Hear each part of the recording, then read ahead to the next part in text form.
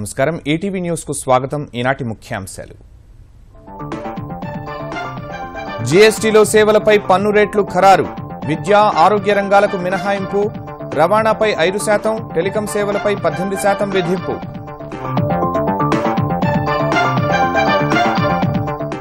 GST అమలుతో ద్రవ్యోల్బణం పెరుగుతుందన్న కథనాలను తోసిపుచ్చిన జైట్లీ కొన్ని వస్తువుల ధరలు తగ్గే అవకాశాలే ఎక్కువని స్పష్టీకరణ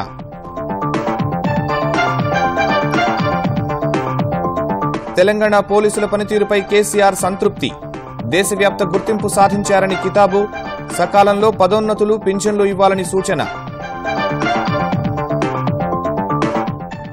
ఆహార కల్తీ నకిలీలపై ఉక్కుపాదం మోపాలని పిలుపు రాష్ట్రాన్ని పెట్టుబడులకు స్వర్గధామంగా మార్చాలని సూచన వాహనాల కోసం మరో 500 కోట్లు పల్లెసీమల్లో తాగునీటి సరఫరాకు జలవాణి పథకం ప్రారంభించిన ఏపీ సర్కార్ టోల్ ఫ్రీ నెంబర్కు ఫోన్ చేయగానే సమస్య పరిష్కరించేందుకు చర్యలు విభజన చట్టంలోని స్థానికత 108 సెక్షన్ అమలును 2 ఏళ్లు పొడిగించాలన్న ఏపీ కేంద్రానికి లేఖ అవసరమైతే న్యాయ పోరాటం చేయాలని నిర్ణయం రాజకీయ ప్రవేశంపై సానుకూల సంకేతాలిచ్చిన రజనీకాంత్ యుద్ధానికి సన్నద్దమై ఉండాలని అభిమాన సంఘాల సమావేశంలో పిలుపు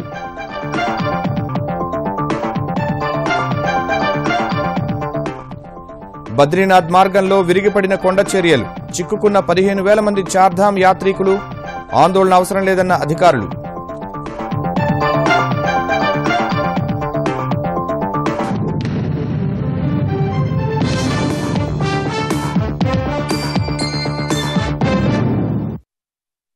జూలై నుంచి దేశవ్యాప్తంగా అమల్లోకి రానున్న వస్తు సేవల పన్ను విధానంలో సేవలపై రేట్లు ఖరారయ్యాయి కీలకమైన విద్యా ఆరోగ్య రంగాలకు మినహాయింపు ఇచ్చిన జీఎస్టీ మండలి రవాణా ఎకానమీ క్లాస్ విమాన ప్రయాణాలపై 5% సేవా పన్నుతో ప్రయాణికులను ఆకర్షించే ప్రయత్నం చేసింది టెలికాం ఆర్థిక సేవలపై 18% పన్ను ఖరారు చేసింది బంగారంపై ఇంకా నిర్ణయానికి రాలేదని ఆర్థిక మంత్రి అరుణ్ జైట్లీ తెలిపారు జీఎస్టీ అమలు తర్వాత ధరలు పెరగవని స్పష్టం చేసిన ఆయన ప్రస్తుత ధరలు కొనసాగడం లేదా తగ్గుతాయని విశ్వాసం వ్యక్తం చేశారు దేశ పరోక్ష పన్ను విధాన గతినే మార్చే వస్తు సేవల పన్నుపై జీఎస్టీ మండలి కసరత్తు దాదాపు ముగిసింది శ్రీనగర్లో 2 రోజుల పాటు జరిగిన 14వ సమావేశంలో నిన్న వస్తువులపై పన్ను రేట్లను నిర్ణయించిన జీఎస్టీ మండలి తాజాగా సేవలపై కూడా పన్ను రేట్లు ఖరారు చేసింది వస్తువుల మాదిరిగానే సేవలకు 5, 12, 18, 28% 4 స్లాబ్లు నిర్ణయించింది విద్యా ఆరోగ్య రంగాలకు జీఎస్టీ పరిధి నుంచి మినహాయింపు ఇచ్చిన మండలి రవాణా రంగాన్ని 5% పరిధిలోకి తీసుకొచ్చింది నాన్ ఏసీ రైలు ప్రయాణానికి జీఎస్టీ నుంచి మినహాయింపు లభించగా ఏసీ రైలు ప్రయాణం ఎకానమీ క్లాస్లో విమానయానానికి 5% పన్ను ఖరారు చేసింది బిజినెస్ క్లాస్ విమాన ప్రయాణంపై 12% సేవా పన్ను విధించనున్నారు మెట్రో లోకల్ రైలు హజ్ వంటి తీర్థయాత్రలకు పన్ను మినహాయింపు ఇచ్చారు ఓలా ఉబెర్ వంటి క్యాబ్ సేవలు 5% జీఎస్టీ పరిధిలోకి రానుండగా రోజుకు 1000 లోపు అద్దె ఉన్న లాడ్జీలకు సేవా పన్ను నుంచి మినహాయింపు లభించింది 1000 నుంచి 2,500 వరకు ఛార్జీలు వసూలు చేసే హోటళ్లు 12% జీఎస్టీ పరిధిలోకి చేర్చింది 2,500 నుంచి 5,000 వరకు 18% విలాసవంతమైన హోటళ్లలో బసపై 28% పన్నును ఖరారు చేసింది 50 లక్షలు అంతకన్నా తక్కువ టర్నోవర్ ఉన్న రెస్టారెంట్లు 5% పరిధిలోకి వస్తాయి నాన్ ఏసీ రెస్టారెంట్లపై 12% సేవా పన్ను ఏసీ మద్యం లైసెన్సు ఉన్న వాటికి 18 విలాసవంతమైన హోటళ్లలో ఉండే రెస్టారెంట్లకు 5 స్టార్ హోటళ్లకు విధించేలా 28% పన్ను ఉంటుంది టెలికాం ఆర్థిక సేవలకు 18% పన్ను గోడలు భవనాలకు రంగులు వేయడం వంటి వర్క్ కాంట్రాక్టులకు 12% పన్ను విధించనున్నారు జీఎస్టీ అమల్లోకి వస్తే వినోద పన్నును సేవల పన్నులోకి విలీనం చేయనున్నారు దీని కారణంగా రేస్ క్లబ్లు బెట్టింగ్ సినిమా హాళ్లు 28% సేవా పన్నులోకి వస్తాయి లాటరీలపై ఇలాంటి పన్ను విధించలేదు ఇదే సమయంలో జీఎస్టీ అమలు తర్వాత ధరలు పెరిగే అవకాశం ఉందనే వాదనను ఆర్థిక మంత్రి Jaitley తోసిపుచ్చారు All the state governments and the ministers have been very considerate about the factor that the GST should not be oriented to increase inflation. So there is hardly anything where rates have been hiked. Either the present levels have been maintained or brought down. And therefore the GST itself, besides being a more efficient tax, is also going to be consumer friendly. బంగారంపై పన్ను ఎంత విధించాలన్న దానిపై GST మండలి తుది నిర్ణయానికి రాలేదన్న Jaitley June 3న మరోసారి సమావేశమయ్యేందుకు సభ్యులు అంగీకరించారని చెప్పారు. తెలంగాణ రాష్ట్రంలో ప్రతి పోలీస్ స్టేషన్ పరిధిలోని ప్రజలంతా తమ బిడ్డలుగా భావించి వారికి పూర్తి రక్షణ కల్పించాలని పోలీసులను ముఖ్యమంత్రి కేసీఆర్ కోరారు. నిఘా, భద్రత, రక్షణ పరంగా తెలంగాణ పోలీసులకు ఇప్పటికే దేశవ్యాప్త గుర్తింపు వచ్చిందని సంతోషం వ్యక్తం చేసిన ఆయన ఈ పనితీరు మరింత మెరుగుపడాలని రాష్ట్ర స్థాయి సమావేశంలో సూచించారు. పదోన్నతులు, పింఛన్లు సకాలంలో అందాలని ఉన్నతాధికారులను ఆదేశించారు. తెలంగాణ స్వర్గధామం అనే భావన పెట్టుబడిదారులకు రావాలన్న కేసీఆర్ గుడుంబా, గుట్కా, మట్కా, కల్తీపై ఉక్కుపాదం మోపాలని దిశానిర్దేశం చేశారు. తెలంగాణలో తొలిసారిగా ఎస్ఐ నుంచి అన్ని స్థాయిల్లోని పోలీస్ అధికారులతో హైదరాబాద్ హెచ్ఐసిసిలో సమావేశమైన ముఖ్యమంత్రి కేసీఆర్ శాంతి భద్రతల పరంగా గత 3 ఏళ్లలో సాధించిన పురోగతి పట్ల సంతోషం వ్యక్తం చేశారు. సమర్థంగా పనిచేసిన అధికారులపై ప్రశంసలు కురిపించిన ఆయన పౌర సరఫరాల శాఖలో అక్రమాలను అరికట్టడంలో సివి ఆనంద్, గుడుంబాను రూపుమాపడంలో అకున్ సబర్వాల్, షీ టీమ్స్ సమర్థంగా పనిచేయడంలో స్వాతి లక్రా చేసిన కృషిని అభినందించారు. ప్రజలకు రక్షణ కల్పించే విషయంలో శక్తివంచన లేకుండా కృషి చేయాలని కోరారు.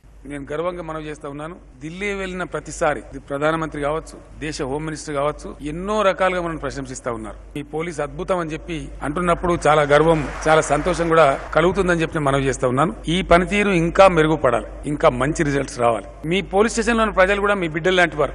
మన ఇంటి పిల్లల్ని ఎట్లయితే మనం డిసిప్లిన్ పెట్టుకుంటామో మీ టౌన్ జ్యూరిస్డిక్షన్ లో దయచేసి ఆ విధంగా పెట్టాలని చెప్పి ప్రత్యేకించి సబ్ ఇన్స్పెక్టర్ మిత్రులందరినీ కూడా కోరుతా ఉన్నా.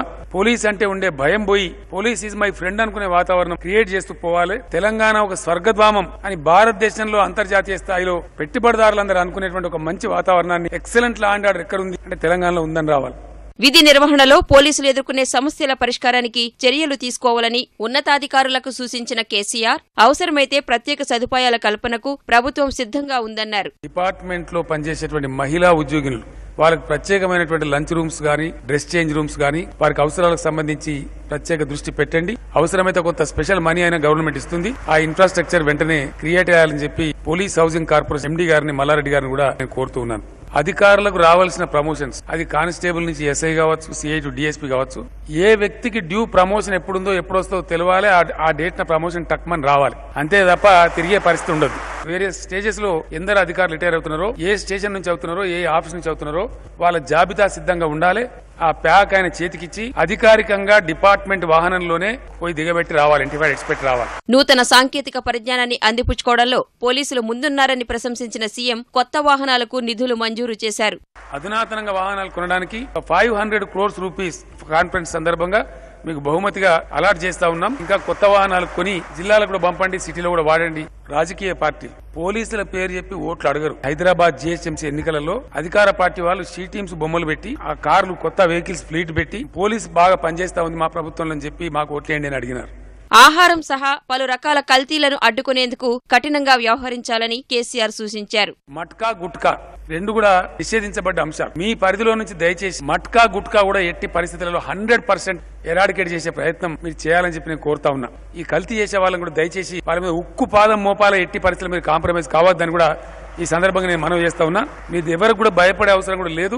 మహిళల మీద జరిగేటువంటి నేరాలు అరికట్టడానికి పూర్తి స్థాయిలో మహిళల రక్షణ కూడా దయచేసి వారి తల్లిదండ్రులలాగా మీరు బిహేవ్ చేసి కాపాడాలని చెప్పి నేను కోరుతా ఉన్నా. తెలంగాణ ఒక విజయపూర్వక రాష్ట్రం, ఒక సక్సెస్ఫుల్ స్టేట్ అనే పేరు తీసుకురావడంలో మీరు కృతకృత్యులు కావాలని చెప్పి కోరుకుంటూ నేను విరమిస్తా ఉన్నా. సదస్సు సందర్భంగా హెచ్ఐసిసిలో ఏర్పాటు చేసిన ప్రదర్శనను కేసీఆర్ పరిశీలించారు.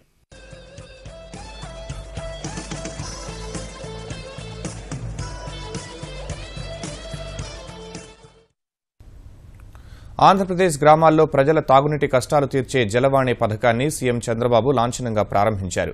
పంచాయతీరాజ్ మంత్రి లోకేష్ ఆధ్వర్యంలో రూపొందిన ఈ పథకం ద్వారా ఏ గ్రామంలో తాగునీటి సమస్య ఉన్నా 1800-425-1899 నెంబర్కు కాల్ చేస్తే కాల్ సెంటర్ సిబ్బంది వెంటనే ఆయా ప్రాంత అధికారులను అప్రమత్తం చేసి సమస్యను పరిష్కరించనున్నారు. క్షేత్రస్థాయిలో సమస్య పరిష్కరించిన తర్వాత సంబంధిత ఫోటోతో సహా పైస్థాయి అధికారికి నివేదికను నిర్ణీత సమయంలో పంపేలా జలవాణి పథకాన్ని రూపొందించారు.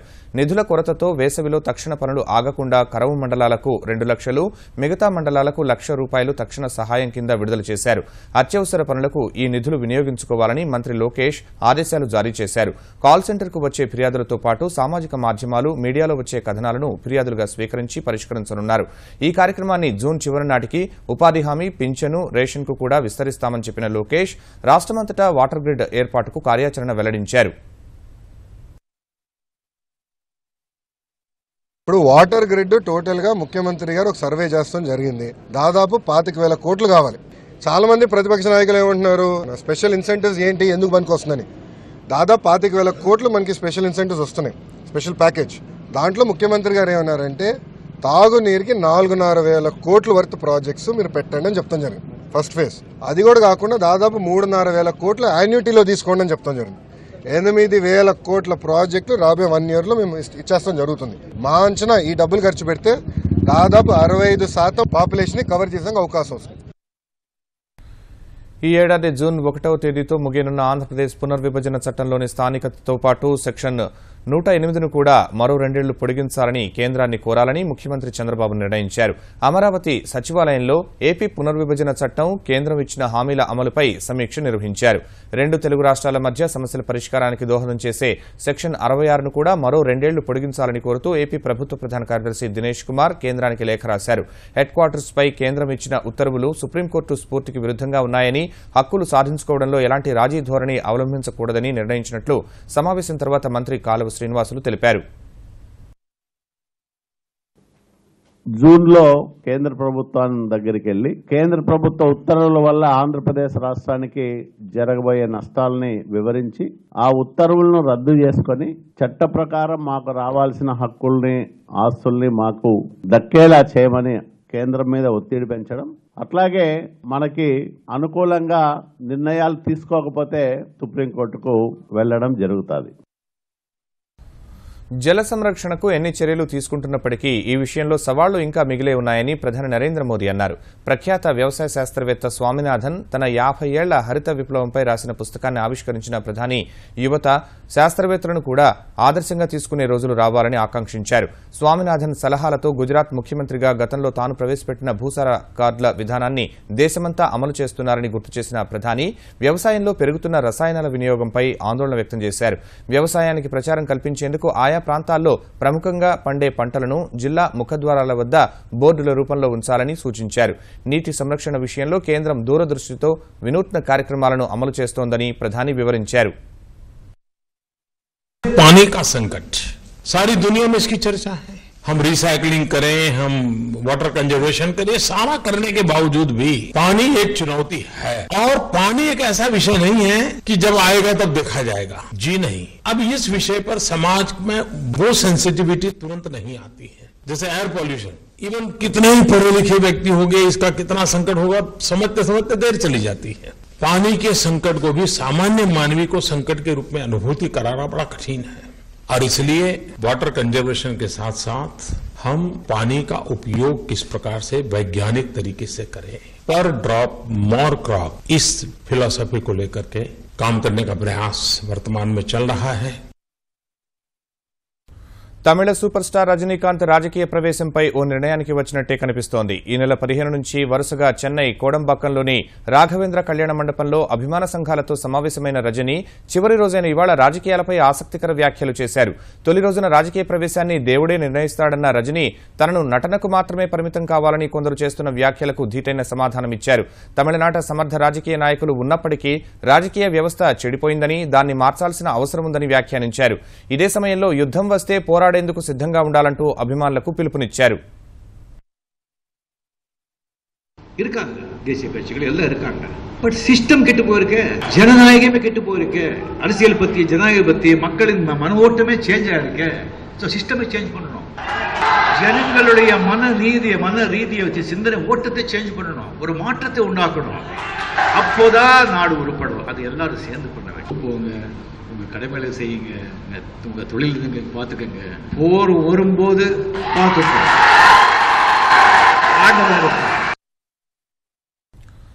ఇదే సమయంలో రజనీకాంత్ తమిళుడు కాదని, ఆయనకు తమిళ రాజకీయాల గురించి మాట్లాడే హక్కు లేదంటూ చేస్తున్న విమర్శలకు కూడా సూపర్ స్టార్ ధీటైన సమాధానమిచ్చారు. எனக்கு இப்போ 67 வயசு ஆகுது. 23 ஆண்டு தான் நான் கர்நாடகத்தில் இருந்தேன். 44 ஆண்டுகள் உங்க கூட வளர்ந்த கர்நாடகத்திலிருந்து ஒரு மராட்டியானோ ஒரு கன்னடக்காரனவோ நான் இங்கே வந்திருந்தா கூட நீங்க என்னை ஆதரிச்சு அன்பு கொடுத்து பேரும் பகலும் பணம் எல்லாத்தையும் அள்ளி கொடுத்து என்னை நீங்க தான் தமிழனே ஆக்கிட்டீங்க. ஸோ நான் பச்சை தமிழன். என்னை வாழ வைக்கும் தெய்வங்கள் நீங்க. என்னை வாழ வச்சீங்க, நான் நல்லா இருக்கேன். என்னை வாழ வச்ச தெய்வங்கள் நல்லா இருக்கக்கூடாதா? அப்படி நினைக்கிறதுல என்ன தப்பு இருக்குன்னு சொல்லி எனக்கு தெரியல.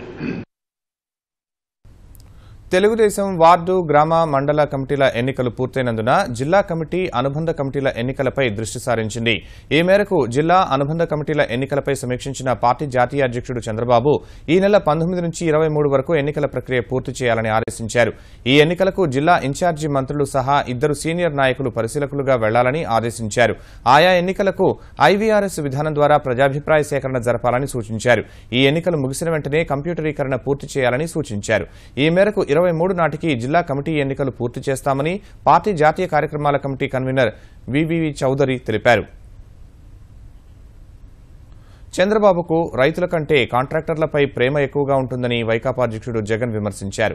శ్రీకాకుళం జిల్లా హిరమండలంలోని వంశధార ప్రాజెక్టు సమీపంలో నిర్వహించిన సభలో పాల్గొన్న ఆయన ప్రాజెక్టు నిర్వాసితులతో ముఖాముఖి నిర్వహించారు.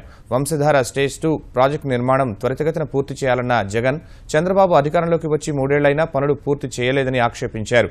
వంశధార ప్రాజెక్టు నిర్వాసితులకు 2013 భూసేకరణ చట్టం ప్రకారం పరిహారం చెల్లించాలని జగన్ డిమాండ్ చేశారు. మామూలుగా ఈ ప్రాజెక్టుకు సంబంధించి ఈపీసీ కాంట్రాక్ట్ కింద ప్రాజెక్ట్ ఇచ్చారు. ఖచ్చితంగా కాంట్రాక్టర్ పన్ను పూర్తి చేయలేకపోతే ఆ కాంట్రాక్టర్ ను బ్లాక్ లిస్ట్ చేసి జైలుకు కూడా పంపించవచ్చు. కానీ మన చంద్రబాబు నాయుడు గారు ఏం చేశారో తెలుసా? మిగిలిపోయి ఉన్న 54 కోట్ల రూపాయల పనులు 400 కోట్లకు పెంచేశాడు. ఆ కాంట్రాక్టర్లలో ఎవరెవరిని కాంట్రాక్టర్లుగా తెచ్చినారు అని అంటే తన పార్టీకి చెందిన MP, Rajya Sabha MP CM Ramesh అనే వ్యక్తి కూడా తన బెనామీగా కాంట్రాక్ట్ పనులు చేస్తా ఉన్నాడు. ప్రధాని మోదీ, ముఖ్యమంత్రి కేసీఆర్ 3 ఏళ్ల పాలనతో ప్రజల్లో నెలకొని ఉన్న భ్రమలు తొలగిపోయాయని తెలంగాణ పీసీసీ అధ్యక్షుడు ఉత్తమ్ కుమార్ రెడ్డి అన్నారు. ఉమ్మడి మెదక్ జిల్లా కాంగ్రెస్ నాయకులతో కలిసి జూన్ 1న సంగారెడ్డిలో నిర్వహించే తెలంగాణ ప్రజాగర్జన సభ స్థలాన్ని పరిశీలించిన ఆయన ఈ సభ ద్వారా కేంద్ర రాష్ట్ర ప్రభుత్వాల వైఫల్యాలపై ఛార్జిషీట్ విడుదల చేస్తామని ప్రకటించారు. 3 ఏళ్ల పాటు మోదీ గారు, కేసీఆర్ గారు ఆయన దేశంలో, తెలంగాణ రాష్ట్రంలో ప్రజల్ని మోసం చేశారు, దగా చేశారు. పూర్తిగా తెలంగాణలో మేలు జరుగుతుంటే మేలు జరగకపోగా నష్టం జరిగిందనే భావన ప్రజల్లో ఉంది. అది ప్రతిబింబించడానికి ఇక్కడ తెలంగాణ ప్రజా గర్జన ఏర్పాటు చేసి ఈ ప్రభుత్వానికి హెచ్చరిక జారీ చేయబోతున్నాం. తెలుగు రాష్ట్రాల్లో భానుడి భగభగలు కొనసాగుతూనే ఉన్నాయి. వారం రోజుల నుంచి పెరుగుతున్న ఉష్ణోగ్రతలకు వాయువ్య భారత్ నుంచి వీస్తున్న వేడి గాలులు తోడై 2 రాష్ట్రాలు నిప్పుల కొలిమిని తలపిస్తున్నాయి. ఎండ తీవ్రతకు సాయంత్రం కాగానే భూమి నుంచి వెలువడుతున్న వేడి సెగలకు ఉక్కపోత పెరిగి ప్రజలు తీవ్ర అవస్థలు పడుతున్నారు.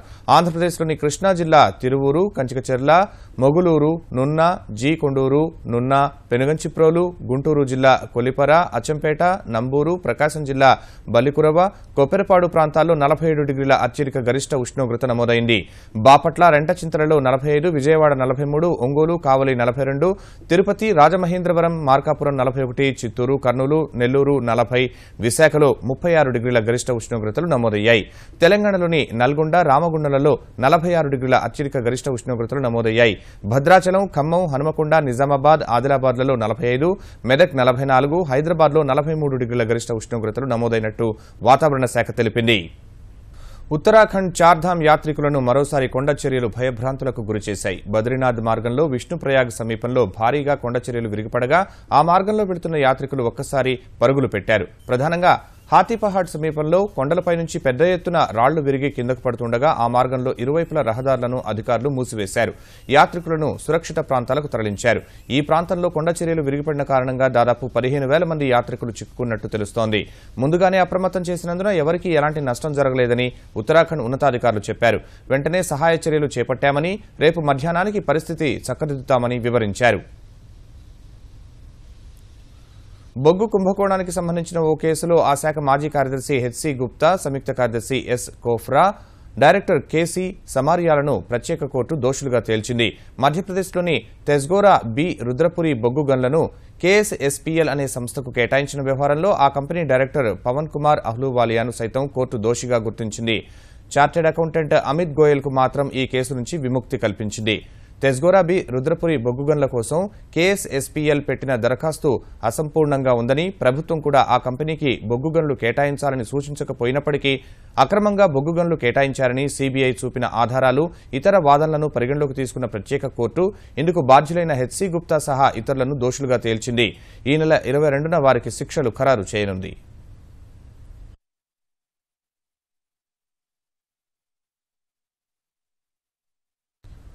దేశంలోనే అతిపెద్దదైన భారతీయ స్టేట్ బ్యాంక్ 2016-17 ఆర్థిక సంవత్సరం 4వ త్రైమాసికంలో అంచనాలను మించి లాభాలను ఆర్జించింది.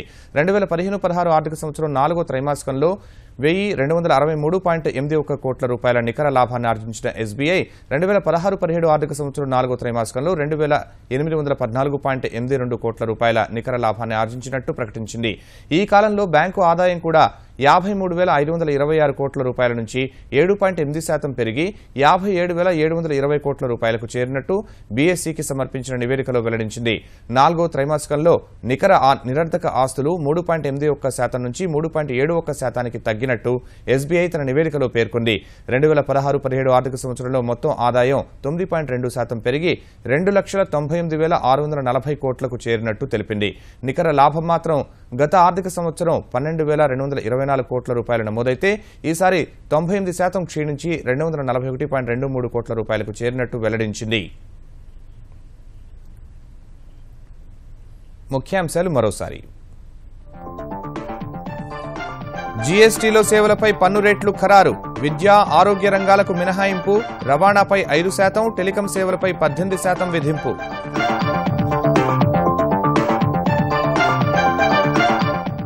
జీఎస్టీ అమలుతో ద్రవ్యోల్బణం పెరుగుతుందన్న కథనాలను తోసిపుచ్చిన జైట్లీ. కొన్ని వస్తువుల ధరలు తగ్గే అవకాశాలే ఎక్కువని స్పష్టీకరణ.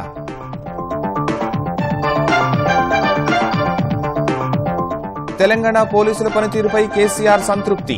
దేశవ్యాప్త గుర్తింపు సాధించారని కితాబు. సకాలంలో పదోన్నతులు, పింఛన్లు ఇవ్వాలని సూచన. ఆహార కల్తీ, నకిలీలపై ఉక్కుపాదం మోపాలని పిలుపు. రాష్ట్రాన్ని పెట్టుబడులకు స్వర్గధామంగా మార్చాలని సూచన. వాహనాల కోసం మరో 500 కోట్లు. పల్లెసీమల్లో తాగునీటి సరఫరాకు జలవాణి పథకం ప్రారంభించిన ఏపీ సర్కార్. టోల్ ఫ్రీ నెంబర్కు ఫోన్ చేయగానే సమస్య పరిష్కరించేందుకు చర్యలు.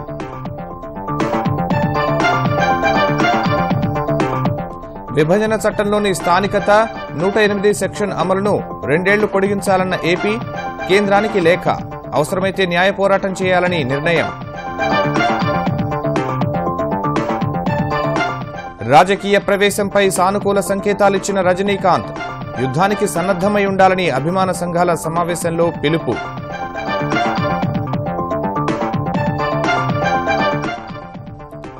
బద్రీనాథ్ మార్గంలో విరిగిపడిన కొండ చర్యలు. చిక్కుకున్న 15,000 మంది చార్ధామ్ యాత్రికులు. ఆందోళన అవసరం లేదన్న అధికారులు.